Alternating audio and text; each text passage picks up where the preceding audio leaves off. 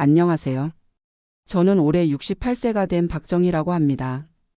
오늘 여러분께 들려드릴 이야기는 제가 최근에 겪었던 일인데요. 아마 비슷한 상황에 계신 분들께 조금이나마 도움이 될 수 있을 것 같아서 이렇게 사연을 보내게 되었습니다.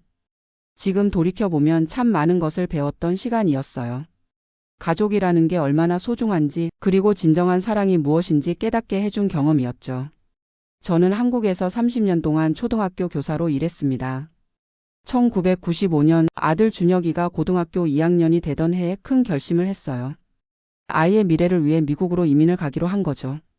그때만 해도 한국에서의 삶은 꽤 안정적이었어요. 교사라는 직업도 있었고 서울에 아파트 2채도 있었거든요.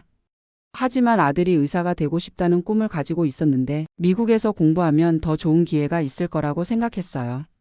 남편은 준혁이가 중학교 때 교통사고로 세상을 떠났기 때문에 저 혼자서 모든 결정을 내려야 했습니다. 주변에서는 안정된 한국 생활을 포기하고 낯선 땅으로 가는 게 무모하다고 말렸지만 아들의 꿈을 위해서라면 뭐든 할 수 있다고 생각했어요. 미국에 온 첫 몇 년은 정말 힘들었습니다. 영어도 서툴렀고 한국에서 30년 동안 쌓아온 교사로서의 경력도 인정받을 수 없었거든요. 한인마트에서 계산원으로 일하면서 준혁이 학비를 댔어요. 준혁이는 정말 착한 아이였어요. 어머니가 고생하는 걸 보면서도 불평 한 번 하지 않고 공부에만 열중했습니다. UC 샌디에고에서 생물학을 전공하고 드디어 의대에 합격했을 때는 정말 하늘이 무너질 만큼 기뻤어요. 그런데 의대 등록금을 알아보니 깜짝 놀랐습니다. 1년에 7만 5천 달러, 4년이면 30만 달러가 필요하다는 거예요. 한국 돈으로 치면 4억 원이 넘는 금액이었어요. 그때까지 모아둔 돈으로는 턱없이 부족했습니다. 고민 끝에 한국에 있던 아파트 2채를 모두 팔기로 결심했어요. 그게 제가 가진 전부였지만 아들의 꿈을 위해서라면 아깝지 않았거든요. 의대 4년 동안 저는 정말 빠듯하게 살았어요. 한국에서 받는 교직원연금 월 280만 원과 미국에서 하는 파트타임 일로 겨우 생활비를 댔죠. 하지만 준혁이가 열심히 공부하는 모습을 보면 모든 게 보람 있었어요. 의대 3학년 때 준혁이가 수지라는 여자친구를 소개해줬습니다. 한국에서 간호학을 전공하고 미국으로 온 똑똑한 아이였어요. 현재 대학병원에서 간호사로 일하고 있다고 하더라고요. 처음 만났을 때 수지는 정말 예의 바르고 똑 부러진 아이라는 인상을 받았어요. 준혁이와도 잘 어울렸고 같은 의료계에서 일하니까 서로 이해도 잘할 것 같았어요. 저는 곧 며느리를 얻게 될 거라는 생각에 마음이 설렜어요. 준혁이가 의대를 졸업하고 수지와 결혼을 했을 때는 정말 행복했습니다. 그동안의 고생이 모두 보상받는 느낌이었어요. 이제 가족이 하나 더 늘어나니까 더욱 든든했고요. 결혼 초기에는 정말 화목했어요. 수지도 저를 친어머니처럼 따라줬고 준혁이도 아내와 어머니 사이에서 균형을 잘 맞춰줬거든요. 일요일마다 함께 식사하고 명절에는 한국 전통 요리도 같이 만들었어요. 그런데 시간이 지나면서 조금씩 변화가 느껴지기 시작했어요. 수지가 저를 대하는 태도가 예전만큼 따뜻하지 않았거든요. 물론 겉으로는 여전히 예의를 지켰지만 뭔가 거리감이 느껴졌어요. 처음에는 새 가정을 꾸려가느라 바빠서 그런가 보다 했어요. 준혁이도 레지던트로 바빠서 집에 늦게 들어오는 일이 많았고 수지도 병원 업무로 피곤해 보였거든요. 그러다가 결혼 후 6개월쯤 지났을 때 수지가 저에게 조심스럽게 말을 꺼냈어요. 어머님, 혹시 이제 너싱홈을 알아보시는 게 어떨까요? 순간 뭔 소리인지 이해가 안 갔어요. 저는 아직 68세의 건강도 괜찮은 편인데 왜 갑자기 너싱홈 이야기를 하는 건지 도무지 모르겠더라고요. 수지는 계속해서 설명했어요. 요즘 너싱홈들이 예전과 달리 시설도 좋아지고 같은 또래 분들과 어울릴 수 있어서 좋다고 하더라고요. 그리고 전문적인 케어도 받을 수 있으니까 더 안전할 거라고요. 하지만 저는 수지의 진짜 속마음을 알 수 있었어요. 경제적 부담 때문이었거든요. 준혁이가 아직 레지던트라서 월급이 많지 않은데 저까지 함께 살면서 생활비가 많이 든다고 생각하는 것 같았어요. 그날 밤 잠이 안 왔어요. 30만 달러를 들여서 아들을 의사로 만들어줬는데 이제 짐이 됐다는 소리를 듣다니요. 정말 배신감이 들었어요. 며칠 후에 수지가 너싱홈 브로셔를 가져왔어요. 시설이 정말 좋아 보이긴 했어요. 하지만 비용을 보니까 한 달에 6천 달러에서 8천 달러 정도 하더라고요. 한국 돈으로 치면 월 800만 원에서 1000만 원이 넘는 금액이에요. 제가 받는 교직원 연금으로는 턱없이 부족한 금액이었어요. 결국 제가 가진 자산을 써야 하는 상황이었죠. 수지는 어머님도 편하시고 저희도 마음 놓을 수 있을 거라고 계속 설득했어요. 하지만 저는 수지의 말에서 진심이 느껴지지 않았어요. 그냥 저를 떠나보내고 싶어 하는 것 같았거든요. 준혁이에게 이 얘기를 해야 할지 고민이 많았어요. 아들 부부 사이를 나쁘게 만들고 싶지 않았거든요. 하지만 이런 식으로 밀려나는 기분은 정말 서러웠어요. 그래서 제 나름대로 수지를 이해시킬 방법을 생각해 봤어요. 화를 내거나 감정적으로 대응하는 건 좋지 않을 것 같았거든요. 대신 수지가 스스로 깨달을 수 있게 도와주고 싶었어요. 첫 번째로 수지와 함께 너싱홈을 직접 견학해 보기로 했어요. 브로셔로만 봤을 때와 실제로 가서 보는 건 다를 거라고 생각했거든요. 그래서 수지에게 말했어요. 수지야, 너싱홈이 어떤 곳인지 직접 가서 한번 보자. 어머니도 궁금하고 내가 추천하는 곳이니까 함께 가보는 게 좋겠다. 수지는 제가 긍정적으로 반응하니까 기뻐하는 것 같았어요. 바로 예약을 잡고 일주일 후에 함께 갔죠. 그 너싱홈은 정말 깨끗하고 시설도 좋았어요. 직원들도 친절했고 입소하신 분들도 나름 편안해 보였어요. 하지만 실제로 그곳에서 생활하고 계신 할머니들과 이야기해보니 현실은 달랐어요. 한 할머니는 자녀들이 너무 바빠서 한 달에 한 번도 못 본다고 하시더라고요. 또 다른 할머니는 집에 있을 때가 그리웠다면서 눈물을 보이셨어요. 가족들과 함께 있을 때는 몰랐는데 여기 와서 지내보니 너무 외롭다고 하셨어요. 그 모습을 본 수지의 표정이 조금 어두워지는 게 보였어요. 아마 처음으로 너싱홈의 현실적인 면을 본 것 같았어요. 집에 돌아오는 길에 저는 수지에게 말했어요. 수지야, 할머니들이 좀 외로워 보이더라. 시설은 좋은데 가족과 떨어져 사는 게 쉽지 않은 것 같아.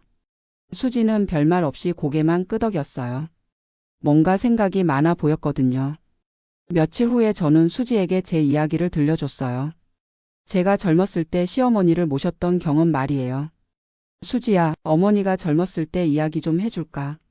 저도 너처럼 시어머니를 모셨었거든. 수지가 관심 있게 들어줄 것 같아서 계속 얘기했어요. 준혁이 아버지와 결혼하고 나서 15년 동안 시어머니를 모셨어. 그때는 지금처럼 시설도 좋지 않았고 며느리가 시부모를 모시는 게 당연하다고 여겨지던 시대였지. 처음에는 정말 힘들었어. 성격도 다르고 세대 차이도 있었거든. 시어머니는 전통적인 분이셨는데 저는 좀 더 자유롭게 살고 싶어 했으니까.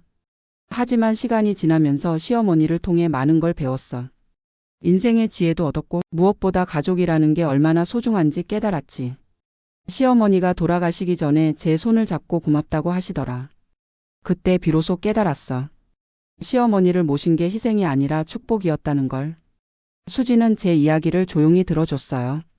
중간중간 고개를 끄덕이기도 하고 뭔가 깊이 생각하는 표정이었어요. 그 다음 주에는 좀 더 구체적인 얘기를 했어요. 제가 준혁이를 위해 얼마나 많은 투자를 했는지 알려주고 싶었거든요. 수지야, 준혁이 의대 보내는데 정말 많은 돈이 들었어. 30만 달러라는 게 어머니에게는 정말 큰 돈이었거든. 한국에 있던 집 2채를 다 팔았어. 그게 어머니 평생 모은 재산의 대부분이었지. 지금 남은 건 미국에 온 후에 모은 돈과 한국에서 받는 연금뿐이야. 하지만 후회하지 않아. 준혁이가 의사가 되는 꿈을 이뤘으니까. 그게 어머니에게는 가장 큰 보상이야. 수지의 표정이 조금 놀란 것 같았어요. 아마 제가 얼마나 많은 희생을 했는지 구체적으로 몰랐을 거예요. 저는 계속해서 말했어요. 어머니는 너싱홈에 들어가는 것 자체가 싫은 건 아니야. 나이가 들면 언젠가는 그런 도움이 필요할 수도 있으니까. 하지만 지금은 아직 건강하고 가족과 함께 있고 싶어. 그리고 솔직히 말하면 30만 달러를 준 지 6개월 만에 이런 얘기를 들으니까 좀 서운해. 어머니도 사람인데 감정이 있잖아. 수지가 그제야 제 마음을 이해하는 것 같았어요. 눈이 조금 빨갛게 된 걸 보니 미안한 마음이 든 것 같았어요. 하지만 수지는 여전히 자신의 입장을 고수했어요. 어머님, 저도 어머님 마음은 이해해요. 하지만 현실적으로 생각해봐야 하지 않을까요? 준혁이는 아직 레지던트라 월급도 많지 않고 저도 간호사 월급으로는 한계가 있어요. 3명이 함께 살면서 생활비도 많이 들고 나중에 어머님이 정말 아프시면 더 큰 부담이 될 수도 있잖아요. 수지의 말도 틀린 건 아니었어요. 경제적 현실을 고려하면 이해할 만한 입장이었죠. 하지만 저는 수지가 진정으로 가족의 의미를 깨달았으면 했어요. 그런데 생각지도 못한 일이 일어났어요. 수지의 어머니가 갑자기 쓰러져서 병원에 입원하게 된 거예요. 한국에 계신 수지 어머니가 뇌출혈로 응급실에 실려갔다는 연락을 받았죠. 수지는 급하게 한국으로 갔어요. 어머니 상태가 심각해서 한동안 간병을 해야 한다고 하더라고요.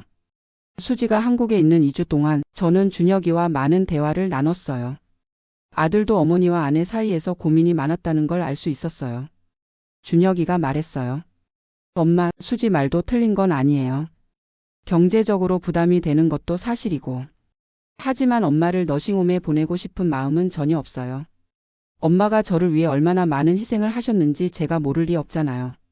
저는 준혁이에게 말했어요. 준혁아, 어머니는 수지를 미워하는 게 아니야. 다만 수지가 진정한 가족의 의미를 깨달았으면 해. 돈으로 계산할 수 없는 게 가족이잖아. 그런데 정말 놀라운 일이 일어났어요. 한국에서 돌아온 수지가 완전히 달라져 있었거든요. 수지가 눈물을 흘리면서 저에게 사과했어요. 어머님, 정말 죄송해요. 제가 너무 현실적으로만 생각했어요. 한국에서 어머니를 간병하면서 깨달았어요. 부모님이 얼마나 소중한 존재인지, 그리고 자식된 도리가 뭔지. 어머니가 밤새 고생하시는 걸 보면서 어머님이 준혁이를 위해 얼마나 많은 밤을 지새우셨을지 생각했어요. 30만 달러라는 돈도 어머님에게는 정말 큰 돈이었을 텐데 기꺼이 내주셨잖아요. 저는 정말 이기적이었어요. 어머님의 희생은 당연하게 받아들이면서 제 부담은 줄이려고만 했네요. 수지의 진심 어린 사과를 보면서 저도 눈물이 났어요. 드디어 수지가 진정한 가족의 의미를 깨달은 것 같았거든요. 그 후로 수지는 완전히 달라졌어요. 저를 진짜 어머니처럼 모셔주기 시작했거든요. 너싱홈 이야기는 더 이상 하지 않았고 오히려 제가 더 편하게 지낼 수 있도록 여러 가지로 배려해줬어요. 어느 날 수지가 저에게 말했어요. 어머님, 제가 한국에서 깨달은 게 있어요. 부모님은 돈으로 계산할 수 없는 존재라는 거예요. 아무리 경제적으로 힘들어도 가족이 함께 있는 게 가장 소중한 거더라고요. 그리고 어머님이 준혁이를 위해 하신 희생을 생각하면 저희가 어머님을 모시는 건 당연한 일이에요. 아니, 당연한 게 아니라 축복이에요. 수지의 변화된 모습을 본 준혁이도 정말 기뻐했어요. 가족이 진짜 하나가 된 느낌이었거든요. 그 후로 우리 집 분위기는 완전히 달라졌어요. 수지는 한국 요리도 배우겠다고 하면서 저에게 김치 담그는 법을 가르쳐 달라고 했어요. 명절에는 함께 전을 부치고 일요일마다 가족끼리 시간을 보냈어요. 준혁이도 레지던트 과정이 힘들었지만 집에 오면 가족들과 함께 있는 시간을 소중히 여겼어요. 어머니와 아내가 화목하게 지내는 모습을 보면서 정말 행복해했거든요. 몇 달 후에 수지가 저에게 고백한 게 있어요. 어머님, 솔직히 말씀드리면 처음에는 정말 부담스러웠어요. 준혁이랑 둘이서 살 때가 더 편했거든요. 하지만 지금은 어머님이 계셔서 오히려 더 든든해요. 어머님이 요리도 해주시고 인생 조언도 해주시고 무엇보다 가족의 따뜻함을 느낄 수 있어서 좋아요. 제가 어머니를 간병했던 경험도 어머님 덕분에 더 잘할 수 있었어요. 어머님이 시어머니를 모셨던 이야기를 들려주셔서 마음가짐을 다잡을 수 있었거든요. 수지의 이런 고백을 들으면서 저는 정말 뿌듯했어요. 화를 내거나 감정적으로 대응하지 않고 인내심을 갖고 기다린 보람이 있었거든요. 지금은 수지가 임신을 했어요. 내년 봄에 손주를 만날 예정이에요. 수지는 아기가 태어나면 저에게 많이 도움을 요청할 거라고 하더라고요. 할머니의 경험과 지혜가 필요하다면서요. 이제 저는 진짜 가족의 일원이 된 기분이에요. 필요 없는 존재가 아니라 꼭 필요한 가족 구성원으로 인정받는 기분이죠. 준혁이도 요즘 들어서 자주 말해요. 엄마, 정말 감사해요. 엄마가 화내지 않고 기다려주셔서 수지가 변할 수 있었던 것 같아요. 만약 엄마가 감정적으로 대응하셨다면 우리 가족이 이렇게 화목할 수 없었을 거예요. 저는 이 경험을 통해서 많은 걸 배웠어요. 가족 간의 갈등은 감정으로 해결할 수 없다는 것, 그리고 진정한 사랑은 인내와 이해에서 나온다는 것. 30만 달러라는 돈은 분명 큰 돈이에요. 저에게는 평생 모은 재산의 대부분이었죠. 하지만 그 돈으로 아들을 의사로 만들었고 더 나아가 진정한 가족을 만들 수 있었어요. 수지 같은 며느리를 둔 시어머니들에게 말씀드리고 싶어요. 성급하게 판단하지 마세요. 젊은 세대는 우리와 다른 가치관을 가지고 있어요. 하지만 그들도 시간이 지나면서 가족의 소중함을 깨닫게 됩니다. 인내심을 갖고 기다려주세요. 그리고 화를 내기보다는 지혜로운 방법으로 가르쳐 주세요. 진정한 가족 사랑이 무엇인지 스스로 깨달을 수 있도록요. 또한 며느리 입장에서도 이해해 주세요. 경제적 부담을 느끼는 것도 현실적인 고민이에요. 하지만 돈으로 계산할 수 없는 게 가족입니다. 시어머니의 희생과 사랑을 생각해 보세요. 저희 집처럼 화목한 가정을 만드는 건 어렵지 않아요. 서로를 이해하고 존중하는 마음만 있으면 됩니다. 그리고 가족이라는 끈은 어떤 어려움보다도 강하다는 걸 믿어야 해요. 요즘 저는 손주 용품을 준비하면서 정말 행복해요. 수지와 함께 아기용품을 보러 다니고 태교에 좋다는 음식도 만들어주고 있어요. 수지는 저를 친어머니보다 더 의지하고 있어요. 아들 준혁이도 레지던트 과정을 무사히 마치고 내년에는 전문의가 될 예정이에요. 그 모든 과정을 가족이 함께 지켜봐 줄 수 있어서 정말 감사해요. 30만 달러를 투자해서 얻은 건 의사가 된 아들만이 아니에요. 진정한 가족을 얻었고 곧 태어날 손주까지 품에 안을 수 있게 됐어요. 이보다 더 큰 투자 수익이 어디 있겠어요. 가끔 예전에 살던 한국 집이 그리울 때도 있어요. 하지만 지금 이 순간이 제 인생에서 가장 행복한 시간인 것 같아요. 사랑하는 가족들과 함께 있으니까요. 여러분도 가족 간에 어려움이 있으시더라도 포기하지 마세요. 진정한 사랑과 인내심이 있다면 반드시 해결할 수 있을 거예요. 가족이라는 건 그런 거니까요. 세상에서 가장 소중한 건 돈이 아니라 가족입니다. 그리고 진정한 사랑은 희생을 희생으로 느끼지 않게 만들어요. 제가 준혁이를 위해 했던 모든 일들이 그랬던 것처럼요. 감사합니다.